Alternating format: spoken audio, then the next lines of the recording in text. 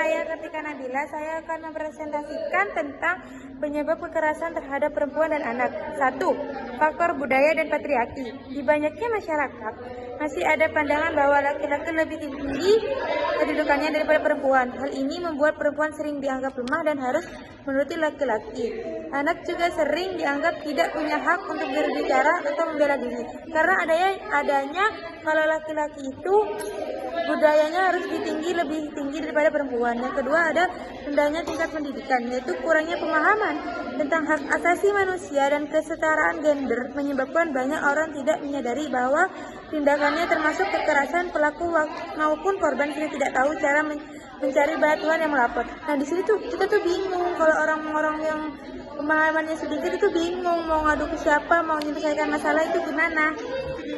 Terus yang ketiga, ada masalah ekonomi dan kemiskinan, di mana kondisi ekonomi itu sangat sulit memicu antara stres, pertengkaran terhadap kaum pasutri. Yang keempat ada penyalahgunaan alkohol atau narkoba. Nah di sini itu kita harus menciptakan keluarga yang sehat supaya tidak ada bicara penyalahgunaan alkohol dan narkoba. Yang kelima ada lingkungan sosial yang positif terhadap kekerasan. Jika masyarakat menganggap kekerasan itu hal yang biasa atau urusan rumah tangga, itu kan tidak baik, maka perlu tindakannya dibenarkan dan korban takut untuk melapor. Yang keenam ada kurangnya penegakan hukum dan perlindungan korban, yang dimana banyak korban enggan melapor karena takut, kan pasti kan takut juga yang mau ngelapor tuh apa, kadang kan kita juga tidak bisa bukti apa, tapi dari situasi kekerasan tersebut, misalnya ada kekerasan fisik, kita bisa tahu kalau itu tuh bentuk kekerasan fisik. Terus dampak kekerasan terhadap perempuan dan anak, satu dampak fisik yaitu ada luka, ada memar, kayak patah tulang, cacat. Terus yang kedua dampak psikologis, yang dimana anak tuh rasa takut, ya kan, kalau orang tua kita marah pasti orang tua rasa takut, trauma, depresi, gangguan tidur, kan pasti otomatis was-was. Yang ketiga ada dampak sosial, yang dimana korban dijauhi masyarakat karena merasa malu, kehilangan kepercayaan diri, dan berreaksi. Yang keempat, dampak ekonomi. Perempuan korban kekerasan sering kehilangan pekerjaan dan penghasilannya. Yang kelima, dampak terhadap pendidikan anak dan atau korban menjadi saksi kekerasan sering sulit fokus kuliah. Upaya pencegahan terhadap kekerasan yaitu edukasi, penyadaran masyarakat tentang kesetaraan gender dan hak asasi manusia. Yang kedua, penguatan hukum dan penegakan keadilan bagi korban.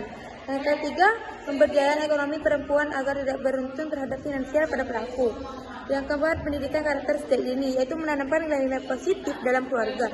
Dan juga kita harus mempunyai plan tuh, kayak sebelum kita melakukan keluarga, kita harus melakukan plan terhadap pasangan kita tuh harus gimana, kita harus pendidikan anak gimana, kita tuh mau ke depannya gimana. Karena itu berpengaruh ya bagi kita juga. Terus kesimpulan dari hal tersebut yaitu kekerasan terhadap perempuan dan anak bukan hanya masalah individu, tapi juga masalah sosial yang membongkar kerja sama semua pihak, keluarga, masyarakat, dan pemerintah. Nah di sini otomatis perempuan itu harus dilindungi kan. Jadi perempuan itu gak takut, apalagi kayak ada budaya patriarki terhadap suami. Terus apa penjagaan dapat dilakukan dengan pendidikan, pemberdayaan, dan juga penegakan hukum yang tegas. Dan di sini kita harus, jika ada seseorang atau masyarakat kita yang melakukan berbudaya patriarki tersebut, kita bisa melaporkan ke pihak berwajib. Sekian presentasi dari saya, kurang lebihnya mohon maaf. Wassalamualaikum warahmatullahi wabarakatuh.